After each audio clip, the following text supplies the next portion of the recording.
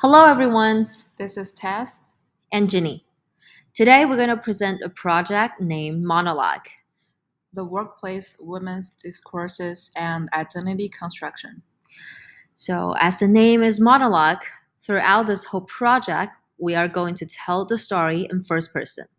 So, here we created a character, and throughout the project, we will explain some of the scenario that happened in her real life. And let's hear the story. I'm 27 years old already. And as a Chinese, I moved to America when I was 22 for the master. Currently, I'm living in New York City and working in a consulting firm. And I'm on the rise of my career, luckily. The company that I'm working in is international firm, which will relate to a lot of cases that's from different company, from different field, and and I'm encountering with different counterpart from different country and different culture at the same time. And the team that I'm currently working with has about 20 people, and I report directly to Maria. But 80% of the team are men, and 60% of the team are native speaker. And because of the nature of a work, it requires a team member to do alignment frequently. So there's a lot of communication in our daily work.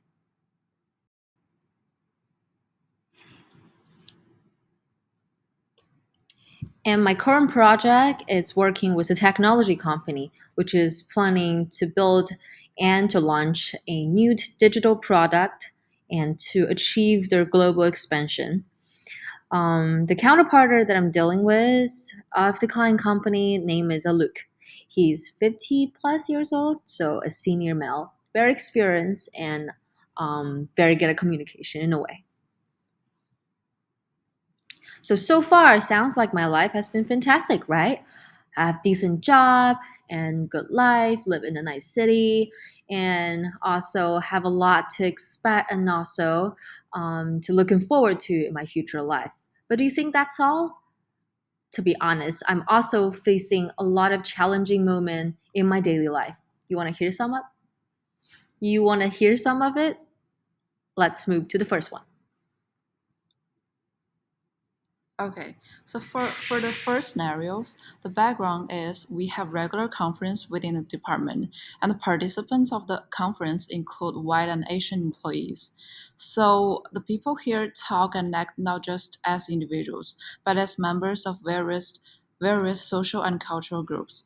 And as someone whose voice is often ignored, I take the initiative to speak up for all the excluded people. And here is the problem.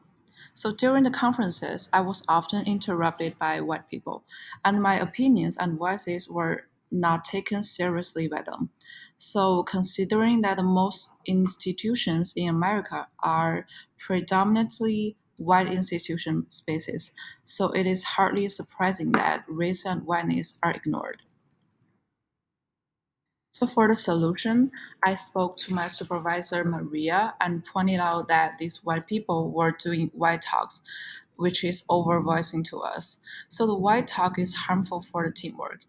And I believe that important ideas could be missed and it will be harmful for the company's growth. So I claimed to my supervisor that all the employee need to identify the white talk and take the action while it is happening to create a real diverse, equitable, and inclusive workspaces for all. And then I suggested Maria as a leader to speak up for the minority groups in the meetings, simply by giving positive feedback to their voices and provide more room for them to speak up. So in this scenario, the concept we applied is first white talk. So white talk is the phenomenon of white people in North America being uncritical about race, especially when they are confronted by black, indigenous, people of color, which is also called BIPOC, with their conscious and unconscious racial bias. And the second concept is overvoicing, which is a white person takes over the talk of a BIPOC and who is attempting to speak for them, framing and explaining the BIPOC's ideas. So, noticing and defining the why talk moves can disrupt the predominant assumptions that leave race based talk invisible. So, please address why talk moves at the moment of utterance.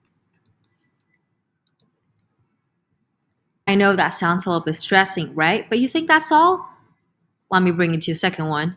So remember at the beginning I was saying that the counterpart of the other client company is a senior male. So he's actually from India and then moved to here in his 30s. Okay, so the counterpart Alok is from India, who speaks a language variety that is widely adopted by Indian American community. And even though he obtains a high level of communicative competence, there is still some misunderstanding between him and employees from different language background because of the linguistic features difference. Okay, now let's hear a conversation between me and my colleague. Hey, do you know Aluk? Yeah, Um, all right, so I'm not quite sure if I'm saying it properly, but just sometimes I feel so hard to communicate with them. Don't you feel that way? why are you saying that? You know, just like some of the pronunciations and the word choice make me confuse a lot, and then sometimes I just can't hear him, understand him correctly, I guess. You can't hear him? I know it sounds a bit weird, but I guess it's just accent thing. Never mind. Accent? I mean, I also have the problem of accent, but I don't think this is a problem to be blamed. Okay, so as you can hear in the conversation, although my colleague only mentioned the issue of a look accent and her comment about him, her statement also implies her bias against all people with accent. She obviously believed that having an accent is not standard American English and will result in miscommunication. But I don't think accent should be a problem to be blamed. And from a translingual point of view, there's no right or wrong in language using, and language is just a medium in the making process. So, how do we deal with the accent discrimination in the workplace? So, first, I will tell my colleague who made the comment on a look that in the workplace, all colleagues are working together to co-construct meaning. It's not a one-side effort. All should learn how to negotiate meanings with one another outside of predetermined normative frameworks.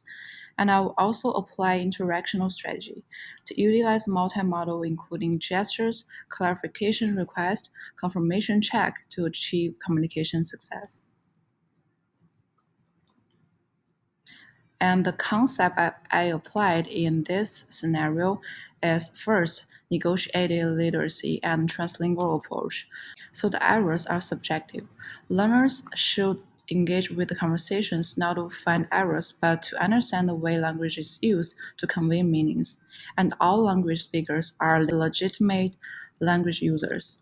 So takes the rhetorical strategies of by multilingual people as a point of entry for conceptualizing all language practice. And for the interactional strategy, it is strategies to facilitate and encourage the co-construction of meanings, such as confirmation check, clarification request, and recast, and also self-reformulation. Okay, here's the third scenario. So in our real life, people always have multiple identities, and in the workplace, the most prominent identity is being a worker. And one of the problems that female employees often face with is being neglected in terms of their ability and profession in the workplace.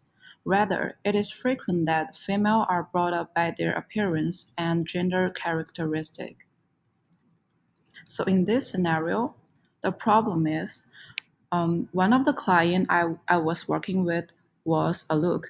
So he's a 50-year-old male. And during the meeting, he often brought up my appearance and asked about my personal life. And he also joked more than once that my age was the same as his son's, and we could be a good match.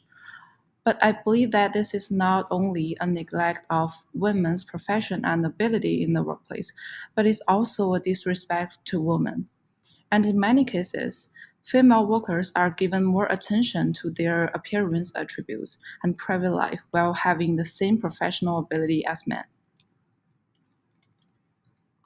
So, what is the solution at this case? The counterpart shifted the footing and framing of the conversation from the work context to the private life and females' personal issues. So I will utilize the strategy of contextualization to represent my identity of being an employee in the workplace. And to reconstruct the footing as business partner, I will bring the topic back to the project by doing some business talk and using some materials such as pitch deck. And in this scenario, the recontextualization is based on the genre and conventions to frame the text and conversations and frame their identity differently from traditional norms and stereotypes to better enable the invoicing is the concept of recontextualization. So you may wonder, who am I and what's my name? I am you. All of you that are watching this video, nodding to the problem and or the solution. All of us who need to speak up for our identities and our rights, and those of us want to emphasize and accept others' identity. So now the voice come back to Tess and Ginny. The reason that we chose this project and we chose the consulting firm as the background of it, it's based on our shared experiences of the internship and also future career paths. Some of the situation mentioned above are actually the one that we've experienced or witnesses in our life. So by using monologue, the aim is to make the audience emphasize and be able to relate to the life and word choices the characters are facing at the moment. And by using different scenarios, we're actually trying to showcase that social linguistics can happen and be used in every minute of life. I know some of you may still feel confused about the concept and feel confused about all those big names and words that we've learned, but not sure how to apply that to the real life. So the truth is, for every minute and a second in the life that when we're communicating with each other, then in different type of power relationship, different type of gender roles, we're all facing it at the same time. After all, language is used to improve the social equity and identity construction, and that's the whole theme of our project.